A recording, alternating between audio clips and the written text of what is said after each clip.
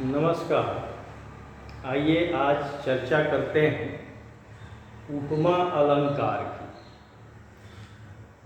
अर्थालंकारों में उपमा अलंकार सर्वप्रथम एवं प्रमुख अलंकार है। उपमा अलंकार में जो उपमा शब्द है इसका शाब्दिक अर्थ है तुलना करना। तो तुलना जब भी की जाएगी तो दो समानता वाले वस्तुओं की जाएगी, एक की तुलना दूसरे से की जाएगी। तो इस तरह से उपमा में जो सबसे प्रमुख दो तत्व होंगे, एक वह जिसकी तुलना की जाएगी और दूसरा वह जिससे तुलना की जाएगी। फिर किसी न किसी गुण धर्म स्वभाव आदि की तुलना की जाएगी। तो जिस गुण धर्म स्वभाव आदि की तुलना की जाएगी उसको कहते हैं साधारण धर्म। तथा जिन शब्दों के माध्यम से तुलनात्मक शब्दों का प्रयोग करते हुए उसकी तुलना की जाएगी उसको कहेंगे वाचक शब्द। तो इस तरह से यह जो उपमा है, इस उपमा के चार अंग हैं। पहला है उपमेय, दूसरा है उपमान, तीसरा है साधारण धर्म या इसको धर्म भी कह सकते हैं, और चौथा है वाचक शब्द।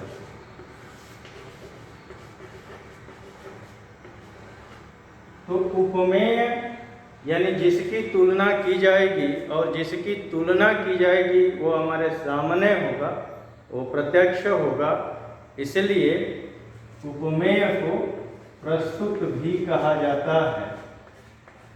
और जिससे तुलना की जाएगी वो हमारे सामने नहीं होगा तो उसको उपमान को हम अप्रस्तुत कहते हैं।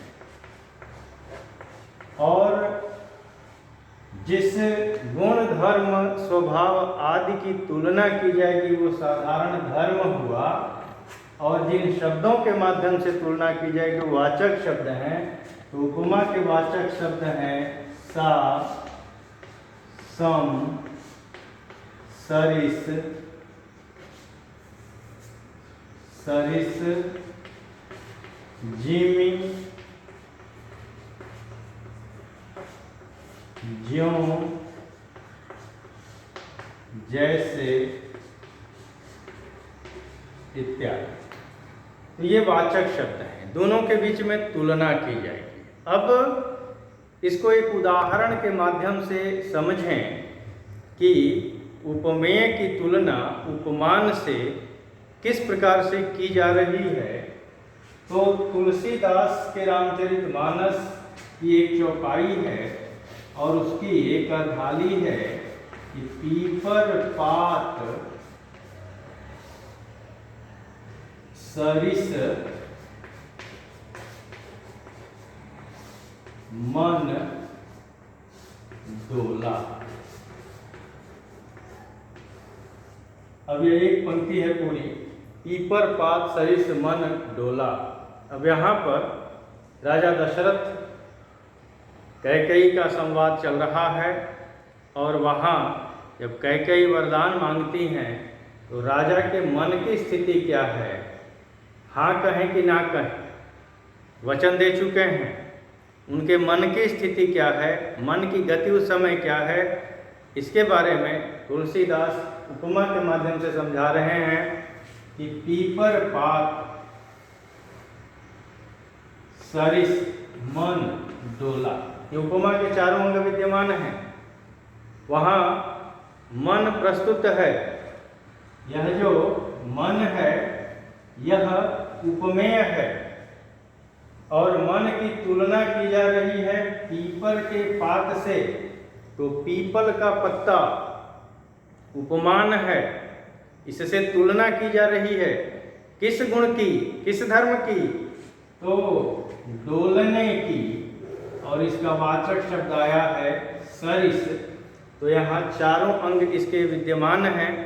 उपमा पूर्ण है, इसलिए इसको पूर्णोपमा अलंकार कहेंगे। और जहाँ उपमाओं में कई उपमेय और कई उपमान हैं, या एक उपमेय के लिए कई उपमान ला के रख दिए जाएं, तो हम आलोपमा हो जाती है।